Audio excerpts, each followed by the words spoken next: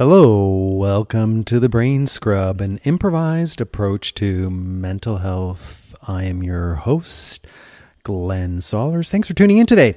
And I recently got back from Toronto, Ontario in Canada, and it was for a funeral for my dear aunt and uncle who were so special in my life. My aunt, in fact, help me manage my own anxieties, mental health, and things like that. And also just through my childhood was always there to support me, to empower me, to engage me.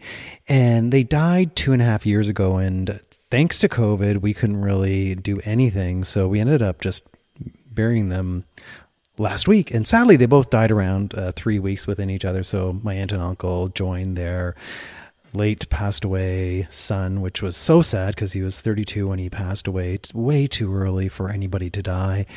And they joined him, and I'm sure they're in an amazing place right now together.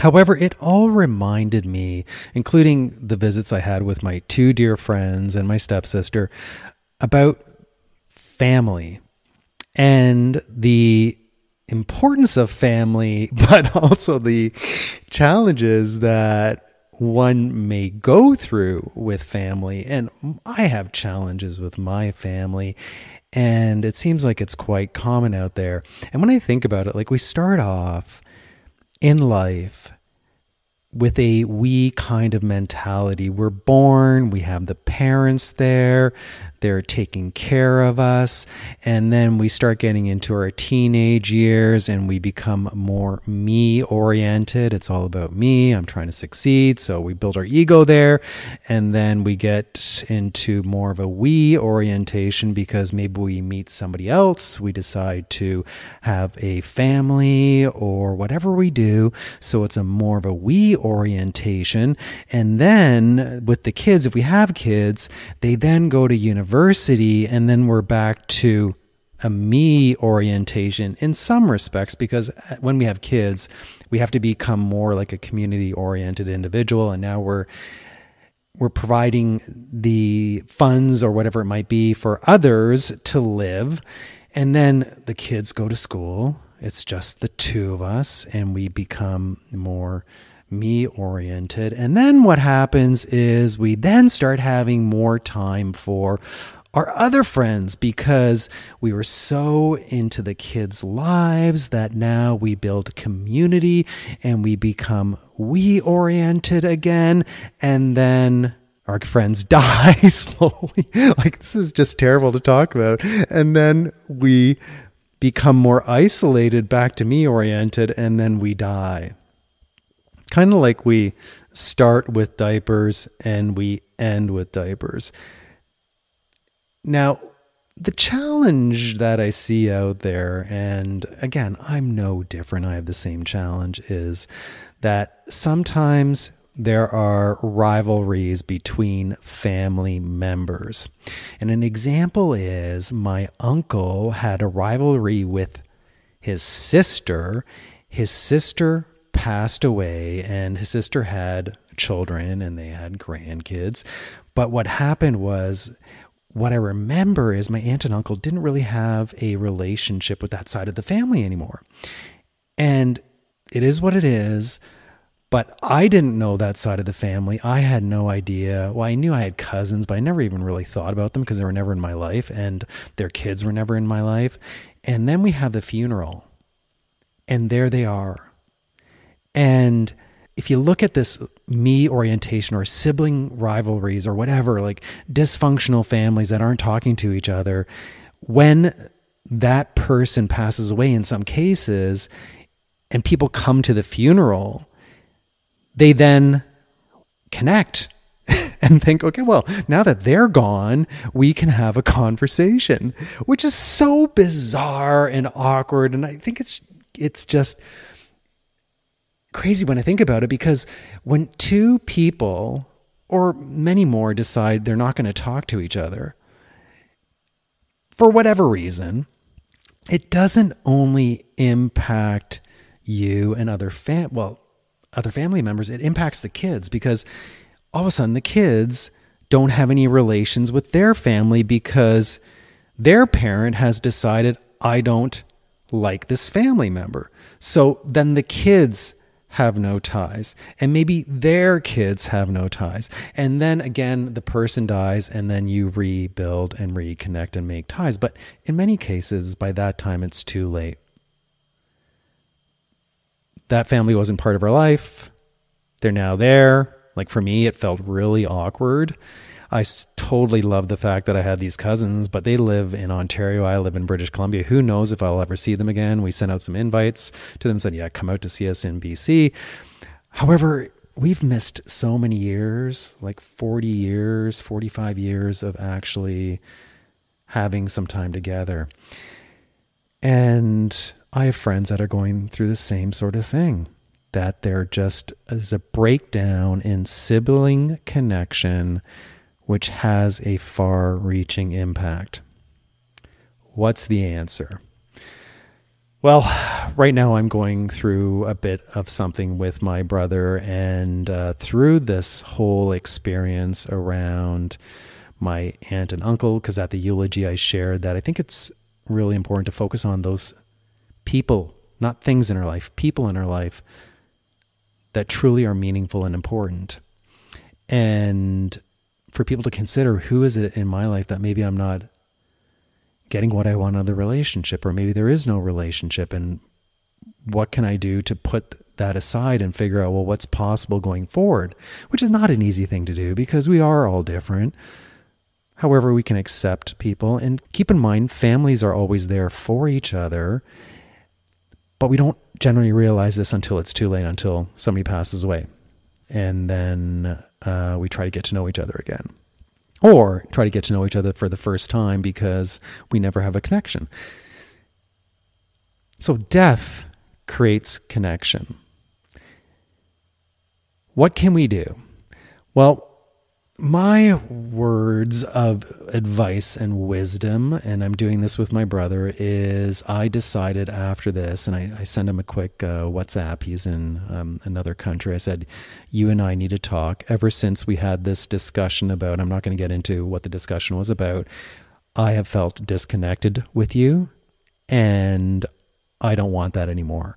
So I stated the intent, and that's really important, is to let people know that you want to reconnect with them, that they're important to you, and we need to have a conversation. Like, don't do this through email or texting. I'm sure we've all had email arguments or text arguments and they go nowhere. And I said, let's chat sometime next week. He said, with an exclamation mark, that's a great idea. So he knows that I am not talking to him, because what I was doing was I was avoiding him because of the feelings I had about the situation. So what better way to get through something than clear the air? Like, make space for an opportunity to dialogue. And it may work out, it may not work out. I don't know. We haven't had the dialogue yet. However, I stated my intent. When I meet with him, I'll explain a bit about what happened. How did I perceive it? How am I feeling about the situation? And this is like a typical clearing conversations. So if you look up clearing conversations in Google, you'll see many different formats that you can follow. This is the one that I like to use. So I bring up what happened. I explain the impact of that on me and how that violated my core needs. Like, what is it that I want? How do I feel about myself? So the other person realizes that, you know what, my words had an impact on you. Because we're all human beings. We all have our stuff. So sometimes we just need to acknowledge to people that this is the stuff that I have going on. I feel this way. Like, for me, it's recognition. And for me, it's to, for people to like me. And there's many other things that I have as core needs. And these things were violated with my brother. Like, whenever I talk to him, I feel violated based on how he talks to me. But the problem is that many of us are unconscious of our behaviors, that we don't know we're doing, or we won't acknowledge what we're doing, even when other people tell us that this is what we're doing, this is the impact that we have. They might just say, well, just deal with it. And I think with a lot of sibling rivalries, I know in my case, it's like, well, I've tried to address things with you before. I'm just not going to talk to you. I'm just not going to deal with it. Why?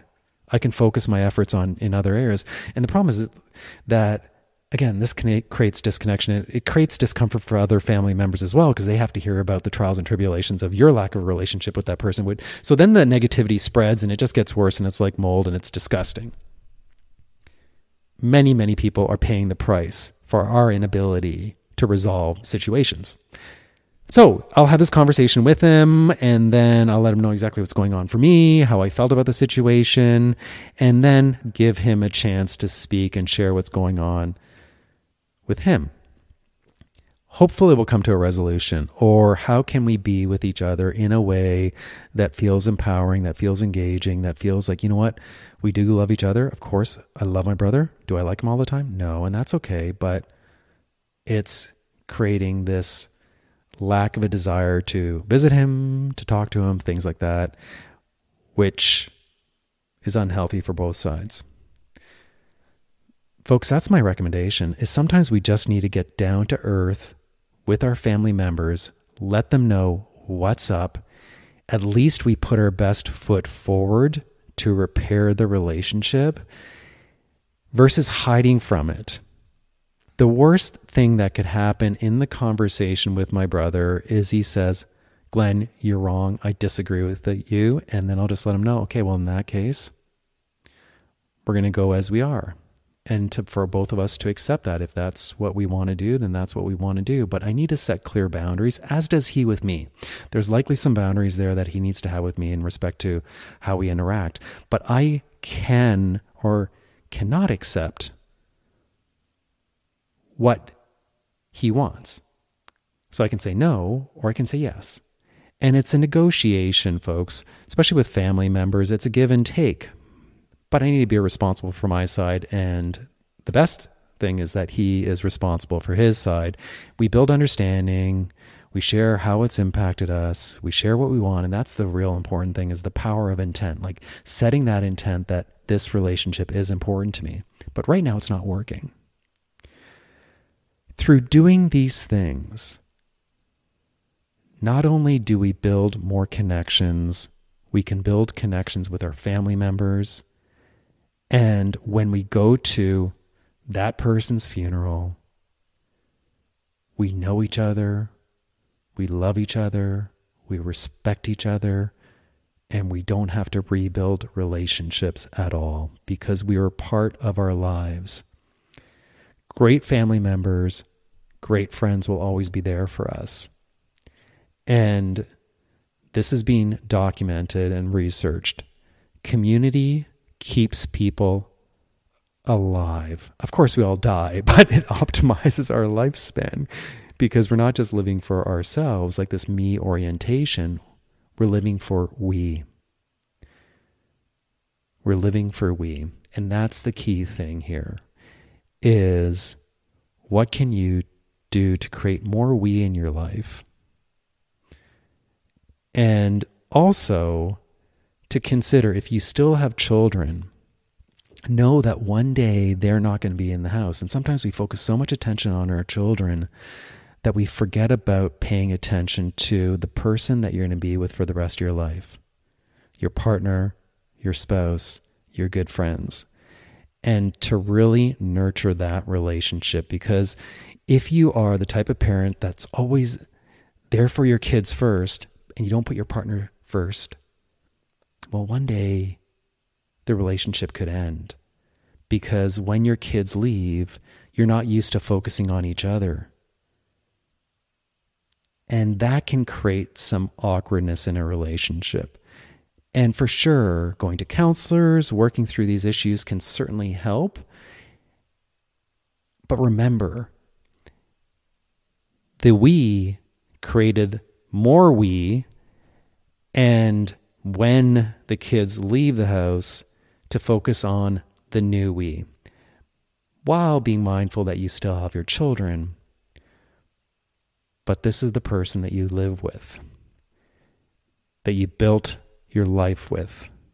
Never forget the value that you have, the fun that you had, the experiences that you went through, and then work together on now what?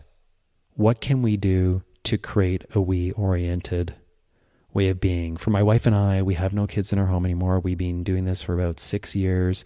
And what we were very deliberate in doing was moving to a place where we can build community. And it's been outstanding because we're not in life alone. We're in life with a bunch of people that are in very similar circumstances in respect to not having kids around. And it's just incredible to have that in my life. And it was so incredible to be with my friends back in Toronto and know that we are there for each other. It was like I saw them yesterday. I love these individuals and they're part of my life and part of my community. Folks, thanks for listening.